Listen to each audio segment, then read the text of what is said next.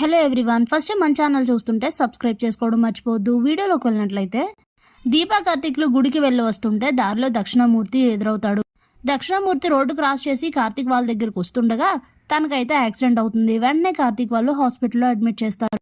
ఇంతలోనే Sridhar health condition ఎలా ఉందో తెలుసుకోవడం కోసం అదే హాస్పిటల్కి శివనారాయణ శ్రీధర్ని తీసుకొని వస్తారు. చెకప్ చేయించుకొని బయటకు వచ్చేసరికి దీపా కార్తీక్ని చూసి ఏమైందని అడిగితే తెలిసిన మనిషికి యాక్సిడెంట్ అయింది, తీసుకొచ్చి హాస్పిటల్లో అడ్మిట్ చేశామని చెప్తే ఇంతలో డాక్టర్ వచ్చి ఏ పాజిటివ్ బ్లడ్ కావాలని చెప్తే నాది అదే బ్లడ్ గ్రూప్ అని చెప్పి శివనారాయణ అయితే దక్షిణామూర్తికి బ్లడ్ ఇస్తారు. బట్ తను ఇచ్చింది దక్షిణామూర్తికి అన్న విషయం ఆయనకు తెలీదు.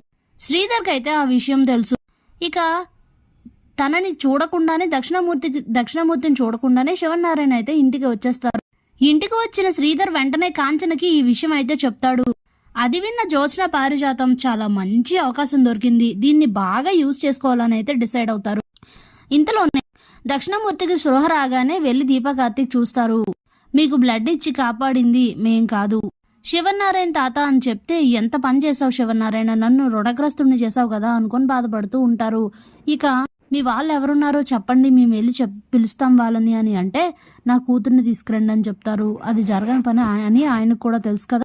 ఇక వెంటనే దక్షిణామూర్తి నన్ను కాపాడింది మీరని మీ తాతకి తెలిస్తే మిమ్మల్ని ఎప్పటికీ క్షమించడు, అవన్నీ జరిగేలోపే మీరు ఇక్కడి నుంచి వెళ్ళిపోండి అని అంటే సరే తాత నువ్వు జాగ్రత్త, ఏదైనా అవసరం ఉంటే ఫోన్ చేయి అని చెప్తే నేను మనిషినై తిరిగి వస్తాను, మనకి మళ్ళీ కలుద్దాం మనం అని చెప్తాడు దక్షిణామూర్తి. సరే అని చెప్పి ఇక దీపా కార్తీక్ అక్కడి నుంచి బయలుదేరి వచ్చేస్తారు ఇంటికి.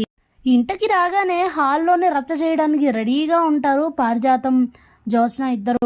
ఇంతలోనే కాంచనకు కూడా ఈ విషయం తెలుసు కాబట్టి ఎక్కడ ఈ విషయం శివనారాయణకి తెలుస్తుందో నా కొడుకుని క్షమించడు, ఎన్ని మాటలు అంటాడో, అసలు వీడికి బుద్ధి లేదు, ఎందుకు దక్షిణామూర్తిని కాపాడాడని అనుకుంటూ ఇక తను కూడా హాల్లోకి వస్తుంది.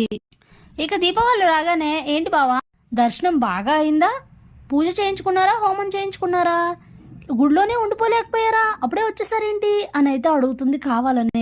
ఎక్కడ ఈ విషయాలన్నీ బయటపడతాయని నేను టెన్షన్ పడుతుంటే మళ్ళీ చిన్న మరదలు గోలొకటి అనుకుంటూ ఉంటాడు కార్తీక్.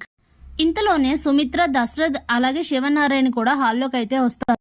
అప్పుడే జ్యోత్స్న ఏంటి బావా నేను అసలు ఏమీ అనట్లేదని మీరు హద్దు మీరు ప్రవర్తిస్తున్నారు ఎందుకు, వెళ్ళేటప్పుడే నేను క్లియర్గా చెప్పాను గంటలో రావాలని, అలాంటిది మీరు అదంతా వదిలేసి ఊరంతా షికార్లు కొట్టొస్తున్నారా అని అనేసరికి అప్పుడే శివనారాయణ జ్యోత్స్న వాళ్ళని ఏమీ అనకు, వాళ్ళేమీ తప్పు చేసి కావాలనే ఆటలాడుకొని రావట్లేదు, నీ మాట ఎవడు పక్కన పెట్టలేదు, ఇక్కడ వాళ్ళిద్దరు వెళ్ళింది హాస్పిటల్కి, ఎవరో ఒక వ్యక్తికి యాక్సిడెంట్ అయితే తీసుకెళ్లి హాస్పిటల్లో అడ్మిట్ చేశారు, నేనే ఆ వ్యక్తికి బ్లడ్ కూడా ఇచ్చాను, అనవసరంగా వాళ్ళని ఏమీ అనకు అని చెప్తే అవునా నువ్వు చెప్పేది నిజమా తాత, ఇక్కడే వచ్చింది కదా తాత అసలు చిక్కు, నువ్వు వెళ్ళి వాళ్ళు కాపాడేశారు, నువ్వు వెళ్ళి బ్లడ్ ఇచ్చి వచ్చేసావు, అసలు నువ్వు బ్లడ్ ఎవరికి ఇచ్చావో నీకు తెలుసా అనేసరికి కాంచన, దీపా, కార్తీక్ అలాగే శ్రీధర్ నలుగురు కూడా షాక్ అవుతారు. ఇదేంటి ఈ విషయం జ్యోత్స్నకు తెలుసా అని ఆలోచిస్తూ ఉంటారు అందరూ.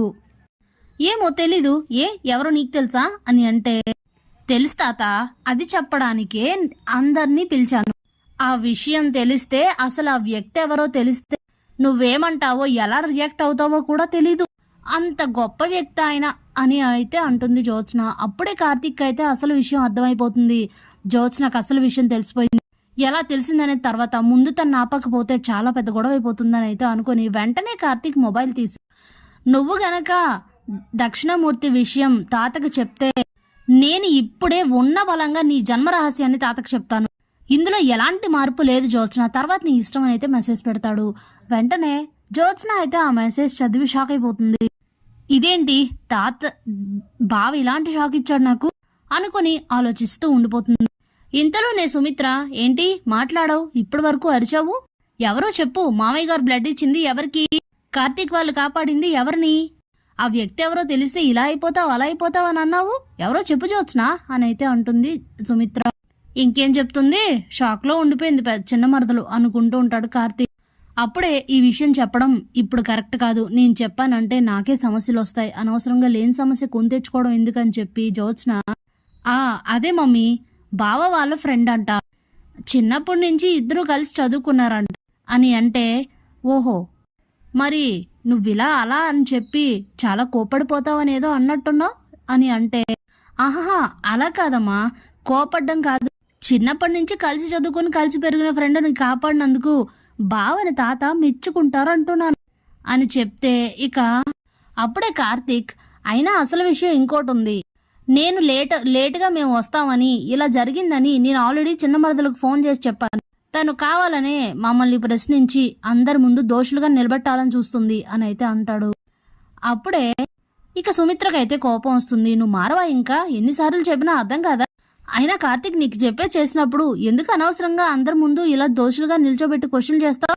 వాళ్ళు చేసింది ఏం తప్పు కాదు కదా అని చెప్పైతే చడమడ తిడుతుంది. Thanks for watching.